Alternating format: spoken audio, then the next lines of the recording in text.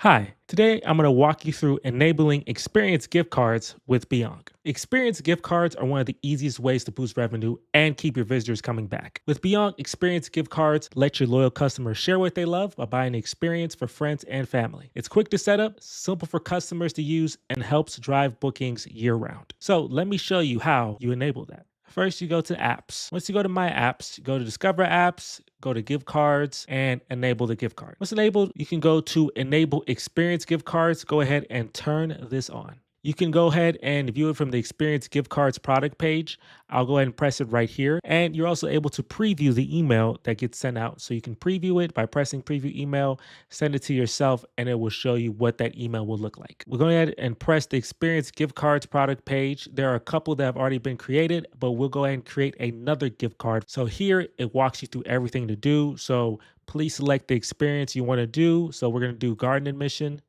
Gift card title, garden admission gift card description. You can do the gift card validity. So 1 year, 6 months, 3 months, or you could do a custom amount. And you have the gift card terms and conditions. You can go ahead and put whatever you want here. I'm going to just leave it right there.